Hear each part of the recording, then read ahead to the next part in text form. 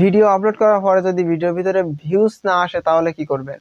এবং আপনার video upload করে যাচ্ছেন টানা, তারপরে আপনার ভিডিওর ভিতরে ভিউজই আসতেছে না, আপনি সমস্ত ট্রাই করেছেন, তারপরে আপনার ভিডিওতে ভিউজ আসতেছেই না, ভিডিও আপনি আপলোড করেই যাচ্ছেন প্রত্যেক দিন, তাও আপনার ভিডিওতে ভিউজ আসতেছে না। তো এই সমস্যাটা কিন্তু সমাধান করে দিব আজকের এই ভিডিওর মধ্যে থেকে।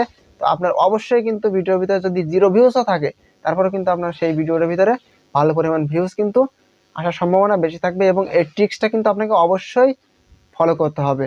তো কোন বিষয়টা সেটা কিন্তু আজকের এই ভিডিওর মধ্যে আপনাদেরকে এক্সপ্লেন করব। ভিডিওটা খুবই গুরুত্বপূর্ণ, প্রথম থেকে শেষ পর্যন্ত অবশ্যই কন্টিনিউ করবেন। আর আমাদের এই চ্যানেলে নতুন দর্শক হয়ে থাকলে অবশ্যই চ্যানেলটি সাবস্ক্রাইব করে দিবেন। তো চলুন ভিডিওটা শুরু করছি। ভিডিওর ভিতরে ভিউজ আসে না কেন? তো আমরা অনেকেই নতুন অথবা পুরাতন কন্টেন্ট ক্রিয়েটার কিন্তু অবশ্যই রয়েছি, তো আমাদের কিন্তু এই প্রবলেমটা বেশিরভাগ হয়ে থাকে। তো এখানে আপনাকে দেখতে হবে আপনি কোন ক্যাটাগরি নিয়ে কাজ করেন। প্রথমত আপনাকে দেখতে হবে কোন ক্যাটাগরি নিয়ে আপনি কাজ করেন।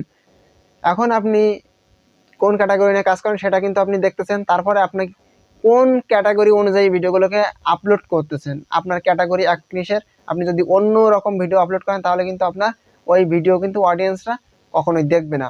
তো আপনাকে কিন্তু অবশ্যই দেখতে হবে আপনার ক্যাটাগরির সঙ্গে আপনার ভিডিওগুলো ম্যাচ করতেছে কিনা। আপনার ওই ভিডিওগুলো যদি ক্যাটাগরির সঙ্গে ম্যাচ করে তাহলে কিন্তু আপনার ভিডিওতে ভিউজ আসবে, আর যদি ম্যাচ না করে তাহলে কিন্তু আপনার ওই ভিডিওর ভিতরে কখনোই ভিউজ আনতে পারবেন না।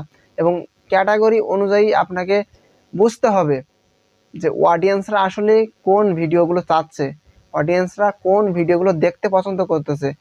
আপনারা বড় বড় যে চ্যানেলগুলো রয়েছে সেই চ্যানেলগুলোর ভিতরে আপনারা যাবেন, দেখবেন যে কোন ভিডিওগুলো অডিয়েন্সরা বেশি দেখতেছে সে ধরনের ভিডিও আপনারা তৈরি করবেন। বড় চ্যানেলগুলোকে দেখবেন যে তারা আসলে কোন রিলেটেড ভিডিও তৈরি করতেছে, ঠিক সেই রিলেটেড আপনার ভিডিওগুলো তৈরি করবেন। তবে আপনাকে সেম ভিডিও তৈরি করবেন না কখনোই। আপনি যদি সেম ভিডিও তৈরি করতে চান তাহলে কিন্তু আপনি রিউজের আন্ডারে পড়তে পারেন। কখনোই সেম ভিডিও আপনারা তৈরি করবেন না। আপনার ভিডিও রিলেটেড অডিয়েন্সরা কি চায়, আসলে কি দেখতে চাচ্ছে অডিয়েন্সরা, আপনারা যদি অডিয়েন্সদের কাছ থেকে জানতে চান তারপরেও আপনারা কমিউনিটি ট্যাবে পোস্ট করবেন যে তারা আসলে কোন রিলেটেড ভিডিওগুলোকে দেখতে চায়, আর তাদের থেকে আপনারা জেনে নেবেন, ভিডিওর মাধ্যমে জেনে নেবেন যে আপনারা কোন ধরনের ভিডিও দেখতে আগ্রহী। আমাকে কমেন্ট করতে পারেন, আমি সে ধরনের ভিডিও আপনাদেরকে দেওয়ার চেষ্টা করব। এই বিষয়টা কিন্তু আপনারা ভিডিওর ভিতরে বলতে পারেন, কমিউনিটি পোস্টের ভিতরে বলতে পারেন, অথবা শর্ট ভিডিও আপলোড করে সেখানেও কিন্তু আপনারা বলতে পারেন যে আপনাদের কোন ভিডিও দরকার, আপনারা কমেন্ট করতে পারেন, আমি সে ধরনের ভিডিও আপনাদের সামনে নিয়ে আসবো। ঠিক আছে, তো এই বিষয়টা কিন্তু আপনারা বলতে পারেন, এবং আপনার অডিয়েন্সদের চাহিদা অনুযায়ী ভিডিও আপলোড করতে হবে। তাছাড়া যদি আপনি তাদের বাইরে যদি ভিডিও আপলোড করেন কখনোই তারা কিন্তু দেখবে না। তো এখানে সিম্পল আমি আপনাদেরকে বোঝাচ্ছি।